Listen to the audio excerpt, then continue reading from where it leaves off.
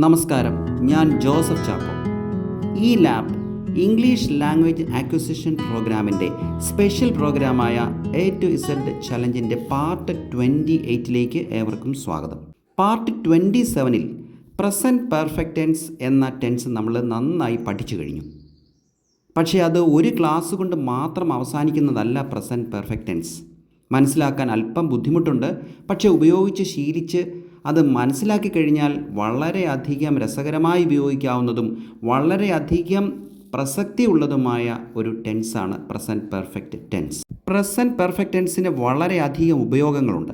നമ്മൾ കഴിഞ്ഞ ക്ലാസ്സിൽ പഠിച്ചല്ലോ, present perfect tense helps connect the past to the present showing relevance and continuity. അതായത് പ്രവർത്തനം പാസ്റ്റിൽ ആരംഭിച്ചു അല്ലെങ്കിൽ പൂർത്തിയായി, പക്ഷേ അതിൻ്റെ പ്രസക്തിയും അതിൻ്റെ സാങ്കത്യവും ഇപ്പോഴും തുടരുന്നു, അതല്ലെങ്കിൽ പ്രവൃത്തി തന്നെ ഇപ്പോഴും തുടരുന്നു. എക്സാമ്പിൾസിലൂടെ നിങ്ങൾക്ക് ഞാനത് വെളിപ്പെടുത്തി തരാം. ഓർക്കേണ്ട ഒരു പ്രധാനപ്പെട്ട കാര്യം, എപ്പോഴാണ് പാസ്റ്റിൽ ഒരു പ്രവൃത്തി ആരംഭിച്ചതെന്നോ പൂർത്തിയായതെന്നോ അതിന് സംബന്ധിക്കുന്ന സമയസൂചനകളൊന്നും തന്നെ പ്രസൻറ്റ് പെർഫെക്റ്റ് ടെൻസിലില്ല. അതായത് അൺസ്പെസിഫിക് ടൈമിലാണ് പ്രവൃത്തി പൂർത്തിയായത്. പക്ഷേ എപ്പോഴോ പൂർത്തിയായ ഒരു പ്രവൃത്തിയുടെ ഇമ്പാക്റ്റ് അഥവാ അതിൻ്റെ സ്വാധീനം ഇപ്പോഴും നിലനിൽക്കുന്നു.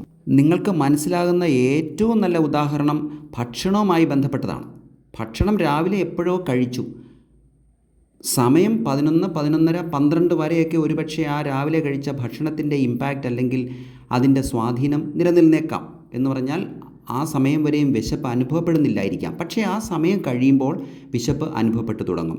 എപ്പോഴാണോ വിശപ്പ് അനുഭവപ്പെട്ടു തുടങ്ങുന്നത് ആ സമയം വരെ ടെൻസ് പ്രസൻറ്റ് പെർഫെക്റ്റ് ടെൻസ് ആയിരിക്കും.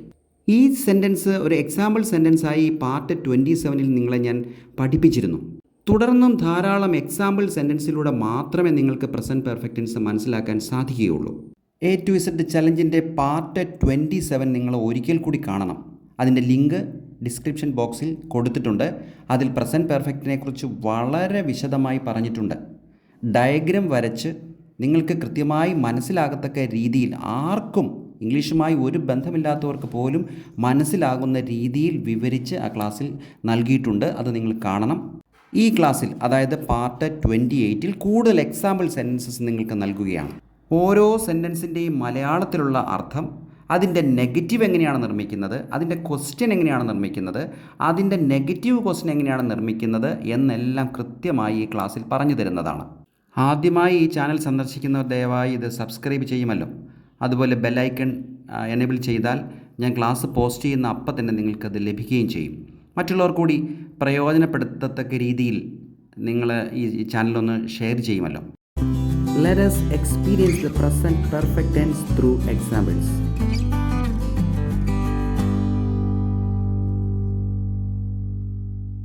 He has blocked my number. അവൻ എൻ്റെ നമ്പർ ബ്ലോക്ക് ചെയ്തു. ബ്ലോക്ക് ചെയ്ത ആ ഒരു പ്രവർത്തനം എപ്പോഴോ നടന്നു. പക്ഷേ ആ ബ്ലോക്ക് ചെയ്യപ്പെട്ട അവസ്ഥയിൽ തന്നെ എൻ്റെ നമ്പർ ഇപ്പോഴും തുടരുന്നു. എന്നാണോ അത് അൺബ്ലോക്ക് ചെയ്യുന്നത് അന്ന് വരെ ഈ പ്രവർത്തനത്തിൻ്റെ ടെൻസ് പ്രസൻറ്റ് പെർഫെക്റ്റ് ടെൻസ് ആയിരിക്കും. ഈ സെൻറ്റൻസിൻ്റെ നെഗറ്റീവ് എങ്ങനെയാണ്? He hasn't blocked my number. അതായത് ഇതുവരെയും എൻ്റെ നമ്പർ ബ്ലോക്ക് ചെയ്തിട്ടില്ല എന്നാണ് he hasn't blocked my number എന്ന സെൻറ്റൻസിൻ്റെ അർത്ഥം. ഈ സെൻറ്റൻസിൻ്റെ ക്വസ്റ്റ്യൻ എങ്ങനെയാണ്? നമുക്കറിയാമല്ലോ, ഒരു സെൻറ്റൻസിൻ്റെ ക്വസ്റ്റ്യൻ നിർമ്മിക്കുവാൻ സബ്ജക്റ്റും ഓക്സിലറി വെർബും ഇൻവേർഷൻ നടത്തിയാൽ മാത്രം മതിയാകും. ഇവിടെ സബ്ജക്റ്റ് ഹി ആണ്, ഓക്സിലറി വെർബ് ഹാസ് ആണ്. അത് ഹി ഹാസ് എന്നുള്ളത് ഹാസ് ഹി എന്നായി മാറിയാൽ അത് ക്വസ്റ്റ്യനായി. Has he blocked your number? നിൻ്റെ നമ്പർ അവൻ ബ്ലോക്ക് ചെയ്തിരിക്കുകയാണോ? ഇതിൻ്റെ നെഗറ്റീവ് ക്വസ്റ്റ്യൻ, നിൻ്റെ നമ്പർ അവൻ ബ്ലോക്ക് ചെയ്തിരിക്കുകയല്ലേ എന്ന് ചോദിക്കാൻ ഹാസിൻ ഹി ബ്ലോക്ക്ഡ് യുവർ നമ്പർ?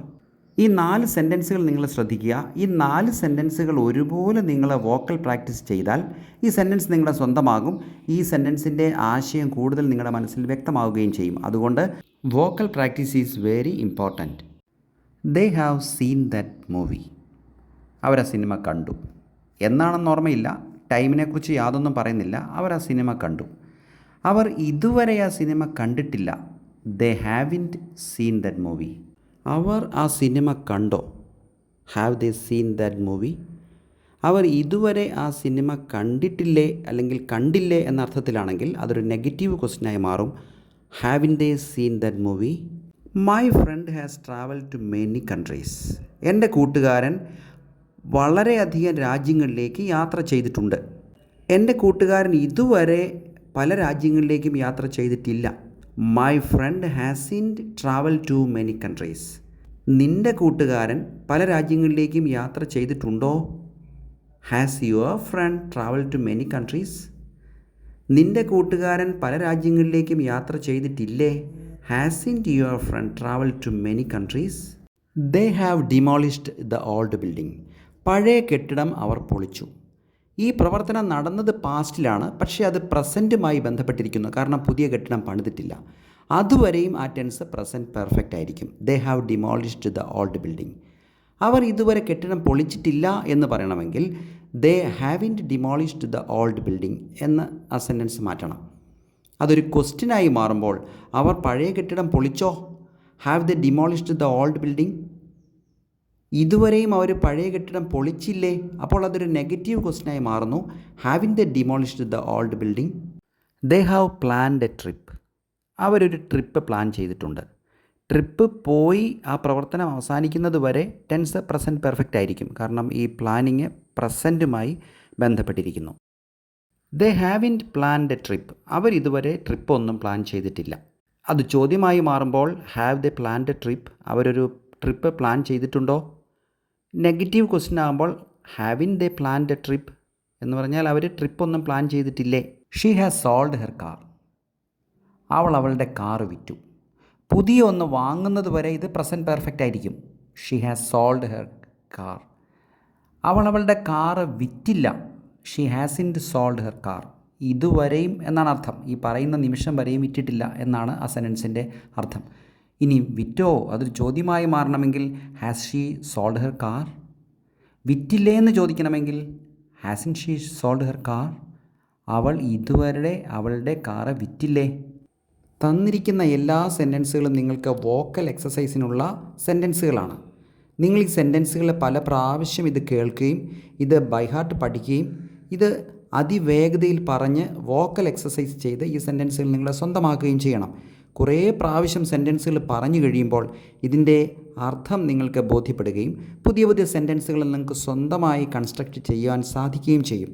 ഇത് വളരെ ബേസിക് ആയിട്ടുള്ള പഠനമാണ്. ഇങ്ങനെ പഠിച്ചാൽ ഒരു കാരണവശാലും നിങ്ങൾ സെൻറ്റൻസിൻ്റെ പാറ്റേൺ മറന്നു പോവുകയോ സമയത്ത് പ്രയോജനപ്പെടാതെ വരികയോ ചെയ്യുകയില്ല എന്നുള്ള കാര്യം ഉറപ്പാണ്. അടുത്ത ക്ലാസ്സിൽ നിങ്ങൾക്ക് ഏറെ പ്രയോജനപ്പെടുന്ന മറ്റൊരു ടോപ്പിക്കുമായി നമുക്ക് വീണ്ടും കാണാം. Till then bye.